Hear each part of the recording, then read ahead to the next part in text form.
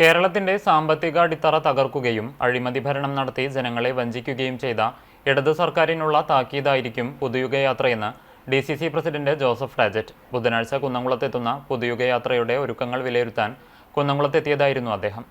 LDF സർക്കാരിന്റെ അഴിമതിയും ജനദ്രോഹ നടപടികളും തുറന്നുകാട്ടുന്ന യാത്രയ്ക്ക് കുന്നംകുളത്ത് ഉജ്ജ്വല വരവേൽപ്പ് നൽകുമെന്ന് അദ്ദേഹം പറഞ്ഞു.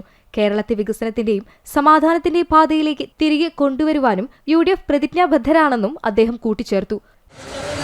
ഈ യാത്രയുടെ ഏറ്റവും വലിയ പ്രത്യേകത എന്ന് പറയുന്നത് കടന്നുപോകുന്ന പ്രദേശങ്ങളിൽ മാത്രമല്ല, കേരളത്തിലെമ്പാടും ഇതിൻ്റെ അലയടികൾ ആഞ്ഞടിച്ചു കഴിഞ്ഞു എന്നുള്ളത് അത് നൽകുന്ന വലിയൊരു സന്ദേശമുണ്ട്.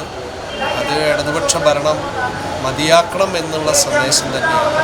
പിണറായി വിജയൻ സർക്കാരിനെതിരെയുള്ള വലിയ ഉണർത്ത് പാട്ടായിട്ടാണ് ഈ യാത്ര കടന്നത്.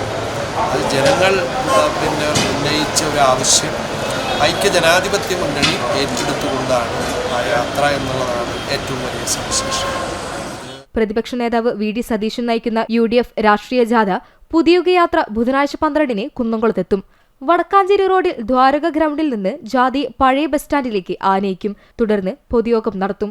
സ്വീകരണവേദി സന്ദർശിച്ച് DCC പ്രസിഡന്റ് ജോസഫ് ടാജറ്റ് ഒരുക്കങ്ങൾ വിലയിരുത്തി. KPCC secretary MP Vincent, Sunil Anthikad, UDF നിയോജകമണ്ഡലം chairman Joseph Chalissery master, convener advocate CB Rajeev, treasurer Ambalappattu Manikandan, ഘടകകക്ഷി നേതാക്കൾ, DCC ഭാരവാഹികൾ തുടങ്ങിയവരും ഉണ്ടായിരുന്നു. മാർച്ച് 6-ന് തിരുവനന്തപുരം പുത്തരിക്കണ്ടം മൈതാനത്ത് ജാഥ സമാപിക്കും.